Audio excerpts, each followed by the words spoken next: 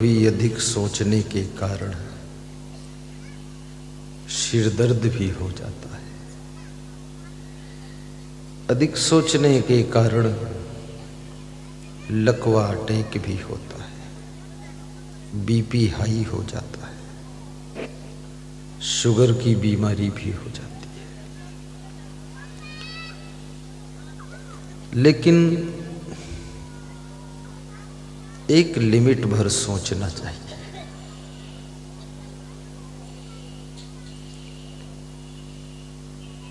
क्योंकि अधिक सोचने से तुम्हारी सुंदरता भी धीरे धीरे कम हो जाती है। बैठे रहने से भी सुंदरता कम हो जाती है।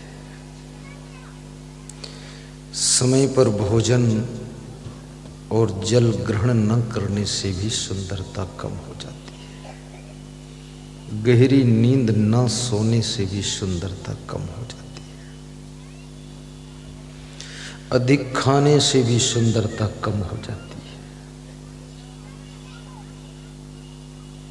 कम खाने से सुंदरता बढ़ती है। बिल्कुल न खाने से तुम मर जाते हो।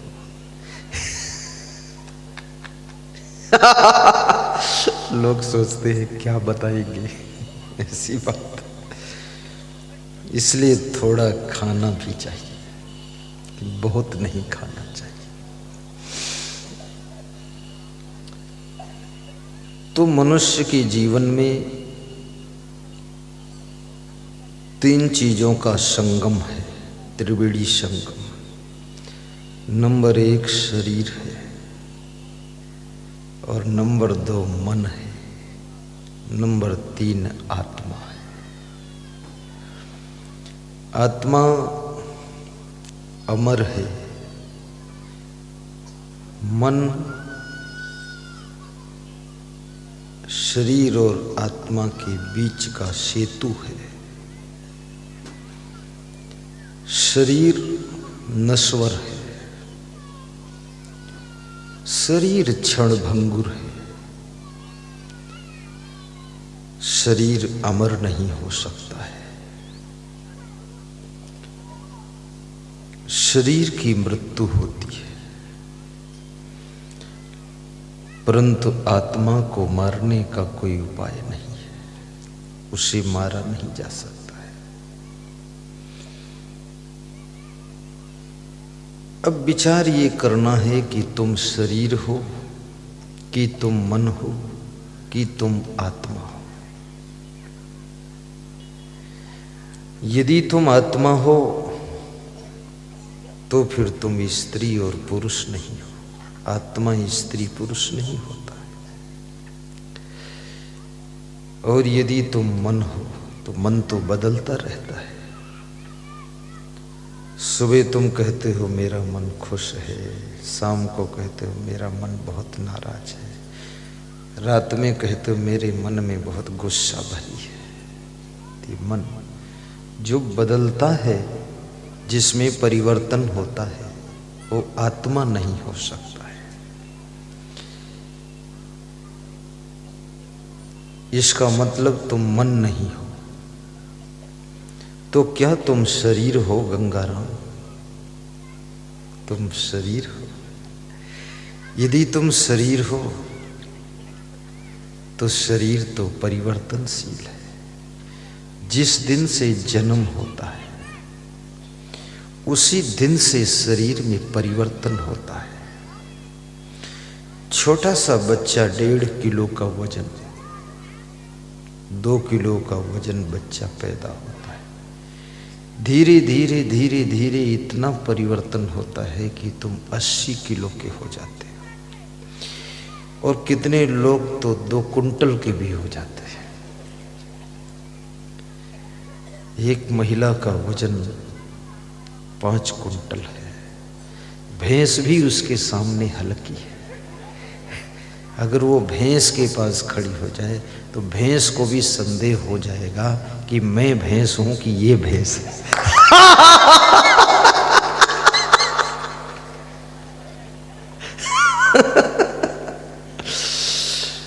और गुजरात में 2.5 कुंटल के पुरुष हमने देखा है। एक बेड पर वो अकेले बैठते हैं, डबल बेड उनको अकेले चाहिए। पत्नी को भी बिठाना हो लेटाना हो तो ट्रिपल बेड चाहिए। और शरीर में जब मांस बढ़ने लगे तो ये चिंता का विषय है। फिर व्यायाम बढ़ाइए, दौड़ना शुरू करिए, योगा शुरू करिए, खेत में काम कीजिए, खाना कम कर दीजिए, सोना भी थोड़ा कम कीजिए। अधिक आराम करने से भी शरीर में मांस बढ़ता है, अधिक सब्जी खाने से भी मांस बढ़ता है, इसलिए बहुत सब्जी भी मत खाना। और मांस खाने से तो मांस बढ़ता ही है, इसलिए मांस तो बिल्कुल मत खाना। शुद्ध शाकाहारी भोजन लीजिए, व्यसन मुक्त जीवन बनाइए, कोई नशा ना हो। गुजरात में एक व्यक्ति शराब पीकर आ रहा था। सामने से एक गुजराती महिला, धनवान परिवार की स्त्री आ रही थी। सकरी गली में दोनों गुजर रहे थे, दोनों आमने सामने टकरा गए। शराबी भी गिर पड़ा और वो महिला भी गिर पड़ी। चोट तो दोनों को नहीं लगी, लेकिन उस महिला को ज्यादा दुख हुआ और गुस्सा भी आई। उस महिला ने कहा कि शराब पी पी कर चलते हो, अंधे हो, देखते नहीं, जितने चप्पल मारूंगी सब नशा ठिकाने लग जाएगा। चप्पल का नाम सुनते ही शराबी होश में आ गया। शराबी का चप्पल से कई बार मुकाबला पड़ चुका था, इसलिए चप्पल का नाम सुनते ही शराबी ने आंखें खोली। पुरानी यादें आ गईं कि बहुत चप्पल खा चुका हूं। 100 चप्पल खाए, तमाशा घुस के देखे।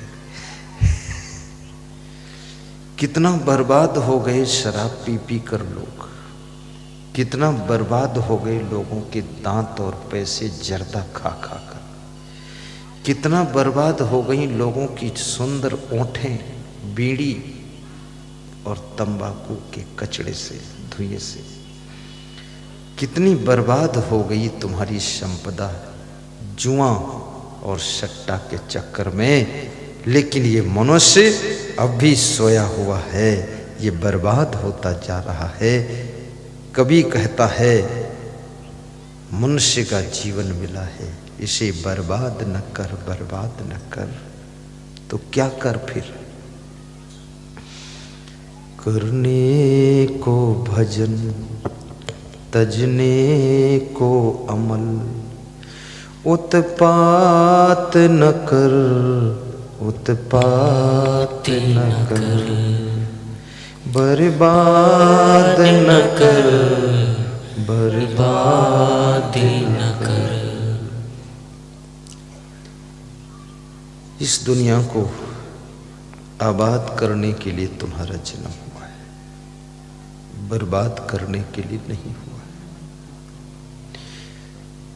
जो तुम्हारे पूर्वजों ने तुमको धन दिया है, मकान दिया है, जमीन दिया है,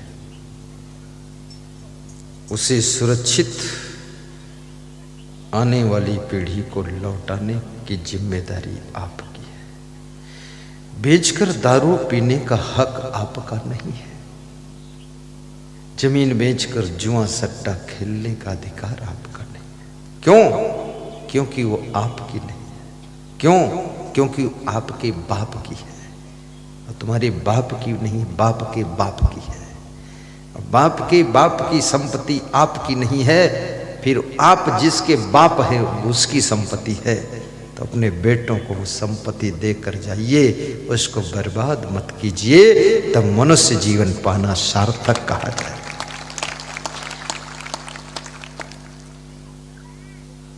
तालियां इतनी कमजोर क्यों बजाते हो? 3 दिन में तुम हमको भी निपटा दो। लगता है कसम खाकर बैठे हो कि तुमको भी बर्बाद करूंगा। जोर से पीट देना चाहिए, ताली ऐसे बजा।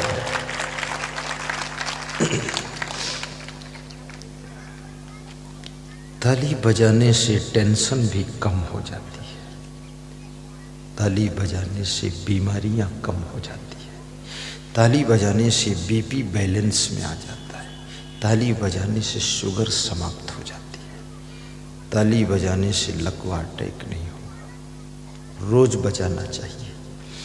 और पति पत्नी, सास बहू, पिता पुत्र अगर जोड़े से मिलकर बजाओ तो घर की भी बीमारियां दूर हो जाएंगी।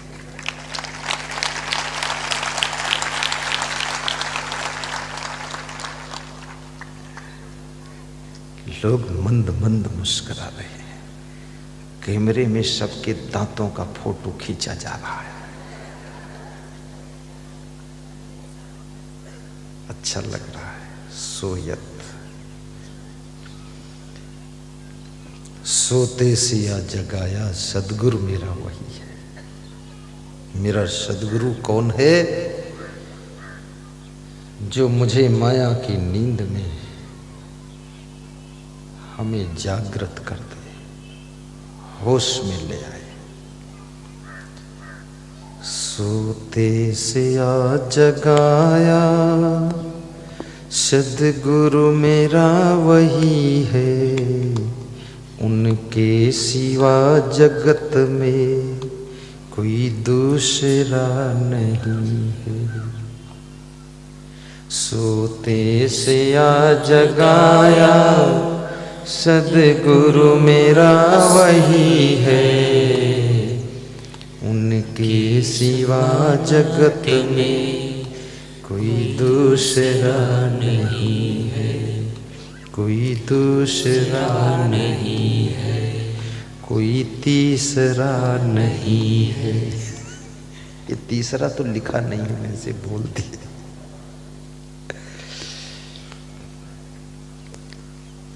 सद्गुरु ही हमें मोह की नींद से जगाता है। जीव तो एक है, लेकिन नींद अनेक है। कोई जीव मोह की नींद में सो रहा है, कोई लोभ की नींद में सो रहा है,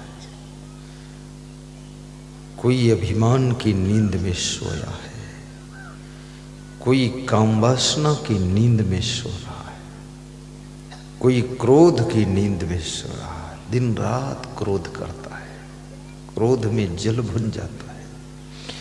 उसके क्रोध करने से संसार तो नहीं बदलता है, लेकिन वो खुद बिगड़ता जा रहा है। इसलिए बहुत क्रोध न करना। स्त्रियों को ध्यान रखना है ज्यादा, क्योंकि इनके पास बच्चे होते हैं, बच्चे शैतानी करते हैं तो इनको क्रोध आ जाता है। कभी कभी स्त्रियां बच्चों को कूट देती हैं। अब धान कूटने को तो है नहीं, तो क्या कूटे, तो बच्चों को कूट देती है। और जिनके बच्चे भी नहीं हैं तो कभी कभी अपने पति को कूट देती है।